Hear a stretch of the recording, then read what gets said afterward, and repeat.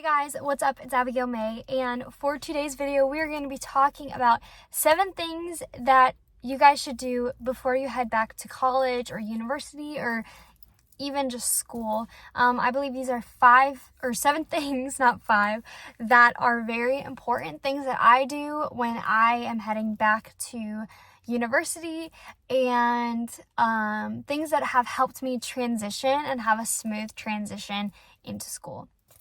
So if you guys don't know, I'm Abigail May. Thank you for subscribing and liking and commenting. It's been amazing. I am 20 years old and I go to a small private Christian university in Kentucky, and this is my 3rd year, so I am a junior this year, which is super exciting. And I've learned a few things the past 2 years of school that I think are very important when getting ready for this upcoming semester. So one of the first things I suggest that you guys do as you are heading back to school is making a list of everything that you need. So typically before I go back to school, I go school shopping, and I don't get all the things that I used to get when I was a high school student. And now when I go school shopping, it's typically me getting toothpaste, shampoo, conditioner, maybe some pencils, maybe some pens, just different stuff like that. And it's a bit different than when you are attending high school. So making a list of those things that you need, whether they're dry foods, so like cereal or crackers or whatever, or it's things like dish soap and like towels or a new comforter or something like that. That's really important when you're heading back to school. I started making my list maybe 2 weeks before I went back. So by the time you're seeing this video, I will already be back in school. But it definitely really helped me know what I need. And while making this list, I would look around my room. I would look at what I already had before I went out and bought completely new stuff. Number 2, I'm going to bring out, I thought I had my planner with me. I don't. Number 2 is this. Plan out your classes. Plan out when your things are, okay? So go look on your schedule and see, okay, I have this class at 11, this class at 1, this class at 3 or whatever, and put that in your planner, write it down. Also write down the number and the building that the classes are in, so that way you can get your mindset around, okay, these are where these things are. Luckily, because I am in my 3rd year of college, I don't necessarily need to go and tour the buildings anymore, because I have a general sense of where things are and where I need to be. And now that I'm hitting more of my major classes, they're pretty much all in the same building and all in the same few classrooms. So number 3 is get your syllabus, or look up your syllabus for your classes and write down the first month of assignments due. This is something I try to do every semester, because I'm the type of person that I have a tendency to get overwhelmed really fast if I see a whole bunch of stuff due and I don't plan it out and write it out. Now, that might just be me and that side of type A type stuff, but this really helps me, and I think it'll also help you prepare for school in the sense that, okay, this is what's due the first week of school, this is what's due the 2nd, 3rd, 4th, okay, in the first month of school, this is when I have, an essay due or a test due or something like that. So marking those down in my planner has helped me tremendously to stay calm and not so overwhelmed, because typically on the first day of the semester, the professors will hand you a paper copy of the syllabus, and sometimes you just get so overwhelmed by looking at all the assignments and everything due, or the requirements or whatever, and it just becomes overwhelming. And you don't want your first day, let alone your first week, to be overwhelming. You want it to be a time of a smooth transition. So a few days ago, this is what I did. I sat down, wrote in my planner all the assignments that are due for at least the first 3 or 4 weeks of classes. And I do this every month. Every month I sit down and I have a set planning time where I literally sit down and plan out my month's work worth of assignments and homework and essays and stuff, so I can look ahead. So I know, okay, this is a busier week for me, so like, okay, we need to get ahead on this project so that way I don't feel slammed at the end of the week when I, haven't even started this project and it's due Friday and today's Thursday. You know what I mean? I don't like feeling that way. I don't know about you, but I don't think you want to feel that way. So this is definitely very helpful for me. All right, number 4 is make a morning routine. I know that sounds silly. We see people post morning and night routines all over like TikToks or like YouTube or whatever, but planning a morning routine is actually very helpful. And we don't really think about it that way. Sometimes we just get up 30 minutes before class and we're ready to go. I personally like to have a routine in the morning. I like to have a routine at night. And so I like to plan out my morning routine, and I will do just that. I'll go on my Google Calendar and I will plan out what my morning looks like. So typically I'll wake up in the morning, I will go work out, take a shower, and then once I'm all done getting ready, I will have some sort of breakfast and I will do my devotions. And so planning out my morning before classes start is very helpful. It allows me to see, okay, like here's some time that I can have to myself before the day gets very busy. And yeah, so I enjoy planning my morning and night routine. I also enjoy filming it, if you guys can't tell from my YouTube videos, but that has been very helpful as well. Number 5, if you haven't guessed it already, it is plan out your night routine as well. Okay, after a busy day, you can get so tired from the day that you just sit around, don't do anything, don't complete homework when you should, or maybe you have an event and you need to really schedule your time wisely.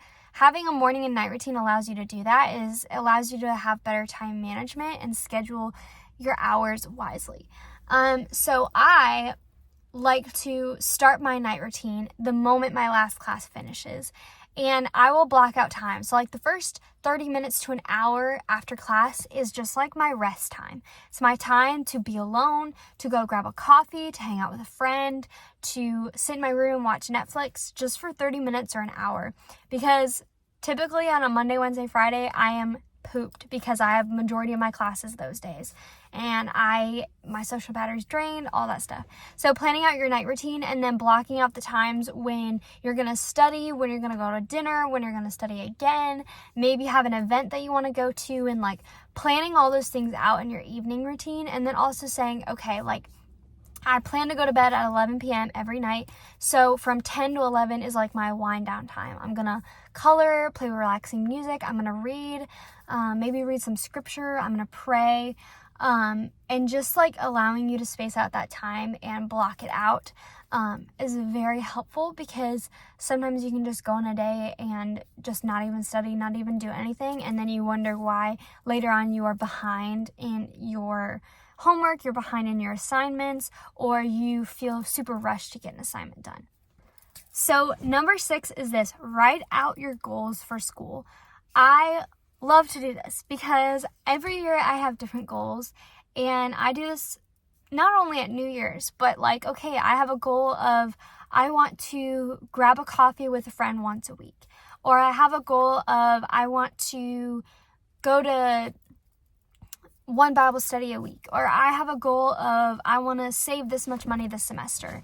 Those things are very helpful in reaching your goals, and it kind of helps in some ways for people like me who can be just fine with isolating themselves and just keeping to myself. And that's a few things I've had issues with in college, is just going out in community. And so having goals where it's okay, I'm gonna hang out with friends, I'm gonna go to this event or whatever, is very helpful for me as a person who it's not as easy to go out in community. I'd rather sit in bed and watch Netflix and scroll on TikTok, or drink a hot cup of chocolate than I don't know, go to an event, or go make a run to Cookout or something like that. Which, if you guys don't know what Cookout is, it's a really great but also really bad for your body place, but it's really good. So like making goals for yourself in that sense, or for me, I'm taking my last semester of Hebrew this semester. I'm excited. But making the goal of, okay, every day I want to spend 10-15 minutes practicing my vocab because I know that I'm lacking in that. And I like to write out those goals. Now, the trick is to accomplish those goals, which doesn't always happen, but writing them down is very helpful, and keeping yourself accountable can be very helpful too.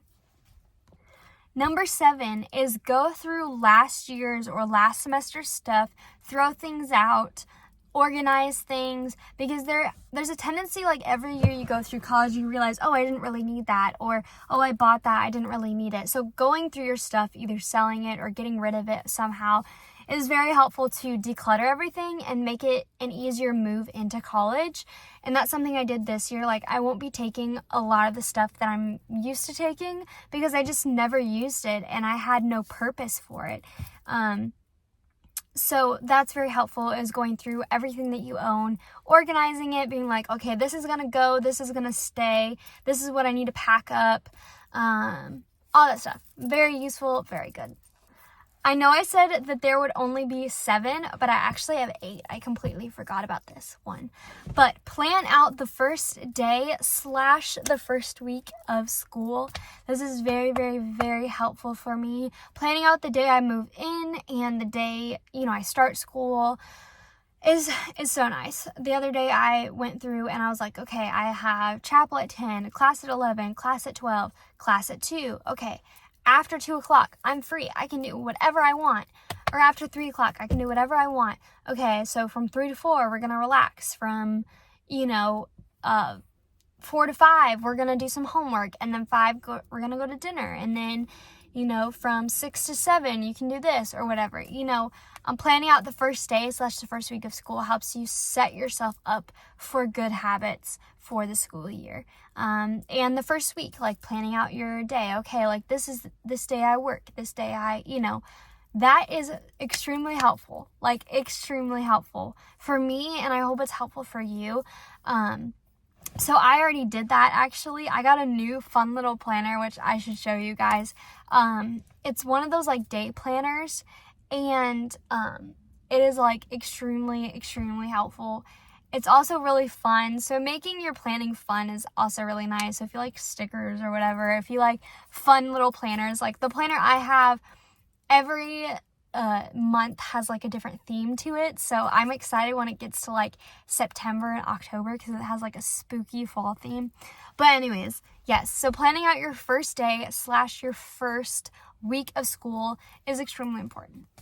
So I hope you guys enjoyed this video of 7 or 8 things that I think you should do before you head back to college or before you head back to school. I don't know if you're a high schooler or college student, maybe you're even not even in college.